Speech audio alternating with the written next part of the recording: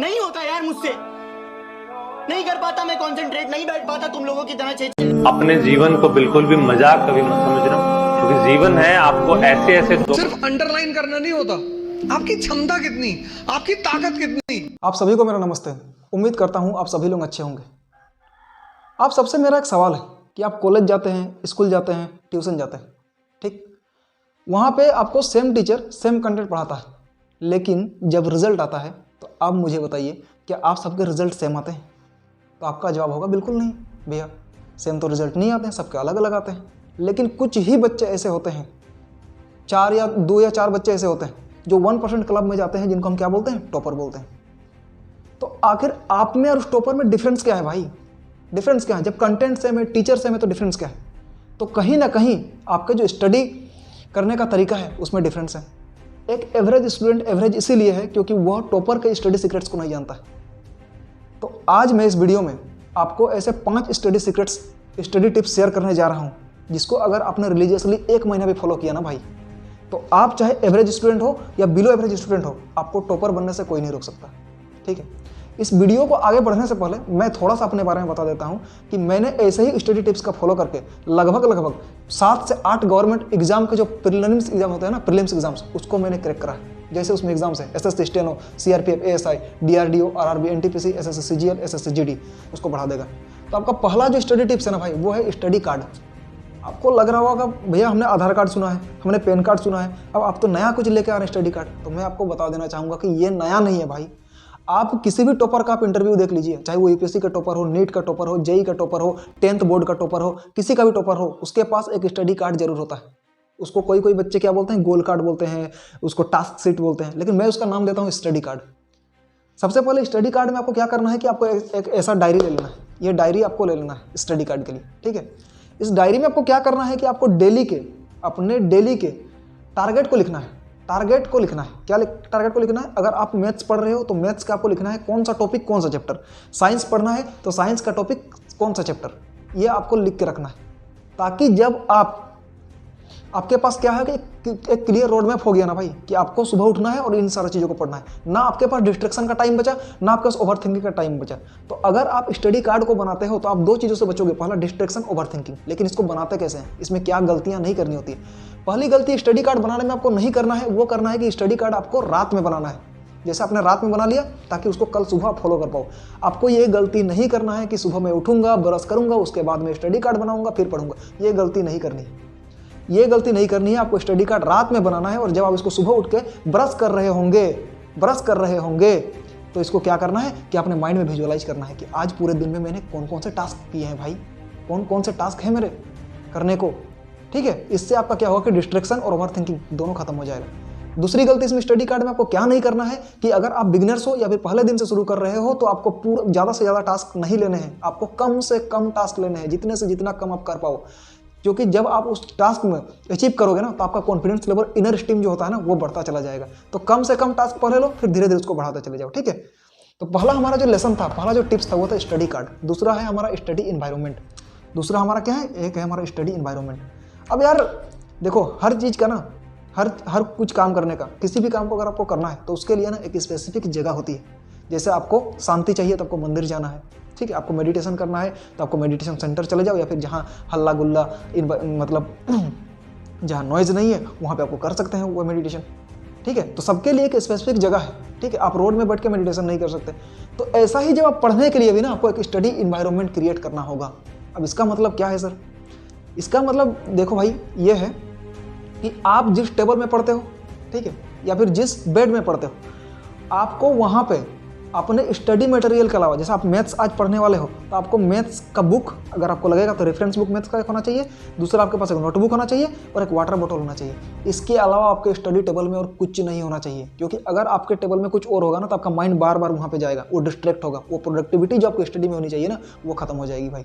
ठीक है, तो आपको क्या करना है कि आपने जहाँ भी पढ़ना है, छोटा सा जगह बना लिया घर में, एक स्पेसिफिक जगह बनाई है सबसे पहले कि हमें यहीं पर स्टडी करना है।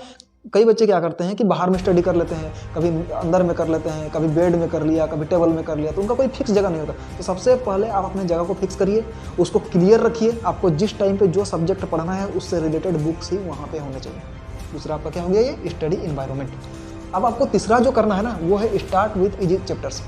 आपने ना कई बार ये लोगों से बोलते सुना होगा कि सुबह सुबह उठ के ना हमें अपने सबसे जो मुश्किल काम होता है ना उसको कर लेना चाहिए, लेकिन मैं इसमें थोड़ा सा नहीं मानता भाई, क्योंकि अगर आप सुबह ही मुश्किल काम को करने लगते हो ना, अगर आप वो काम नहीं कर पाते तो आपको पूरे दिन का ना एक डिमोटिवेट हो जाता है, फिर आपका पूरा दिन जो है ना वो लो चला जाता है। ठीक है, तो हमको सबसे पहले काम करना क्या है कि जब हम पढ़ाई शुरू कर रहे होंगे दिन का पहला घंटा, जैसे आपने सुबह उठा ब्रश किया, हो सकता है उस टाइम पे आप पढ़ाई कर रहे होंगे, या फिर जब भी आप पढ़ाई कर रहे हो आपका पहला घंटा क्या होना चाहिए उस टाइम पे, आपका पहला घंटा होना चाहिए start with the easy chapters.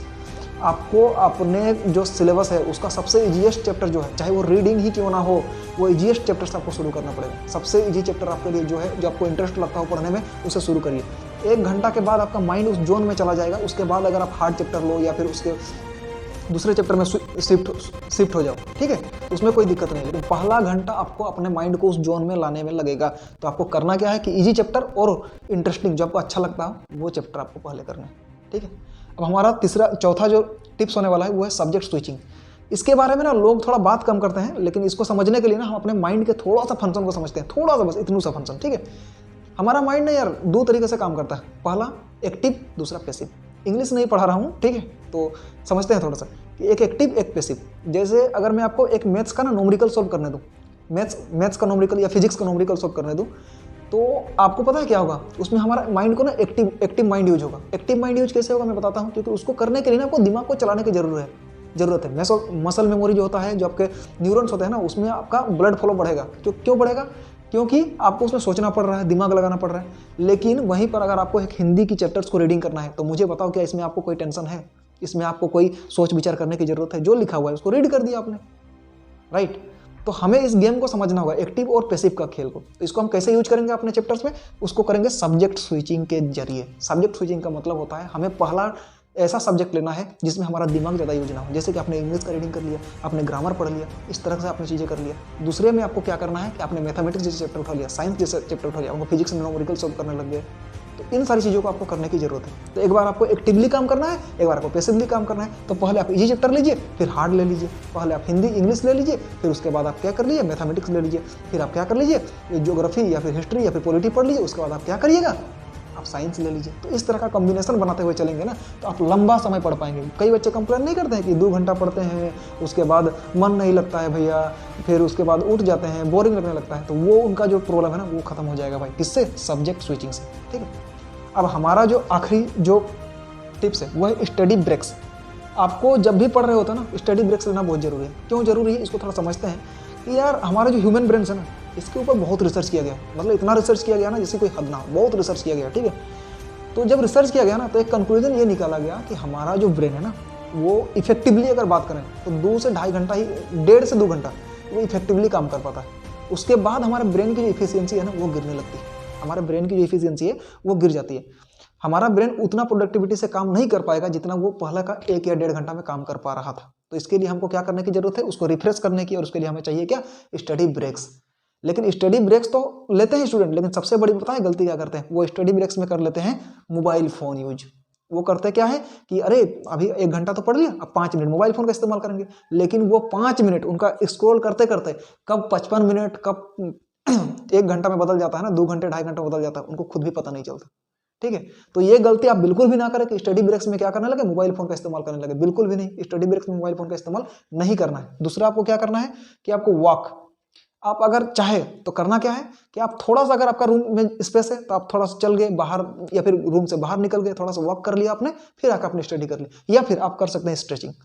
तो देखो, कहा जाता है कि जब हम एक जगह में बैठे रहते हैं ना तो हमारा बॉडी का जो मेटाबॉलिज्म है ना वो गिर जाता है। तो अगर हम उस टाइम पे स्ट्रेचिंग करेंगे तो हमारे बॉडी का जो ब्लड फ्लो है, यानी कि मेटाबॉलिज्म जो है वो हाई हो जाएगा। तो हम रिफ्रेश माइंड से फिर दोबारा अपने स्टडी को कंटिन्यू कर पाएंगे। और आप छोटा छोटा इसमें क्या कर सकते हैं कि सेशन ले सकते हैं, स्टडी सेशन हम लोग बोलते हैं इसको। जैसे आपने क्या करा ना कि 45 मिनट का स्टडी किया, उसमें आपने सिर्फ स्टडी किया, आपका माइंड इधर भी नहीं इधर भी नहीं, क्योंकि आपका गोल क्लियर है कि हमको क्या करना है, क्या करना है करके। ठीक है, तो आपने 45 मिनट पूरा फोकस के साथ प्रोडक्टिवली स्टडी किया, उसके बाद आप 15 मिनट का ब्रेक ले लिए। कितना का? 15 मिनट का। उसमें आपने वॉक कर लिया, स्ट्रेचिंग कर ली। ठीक है,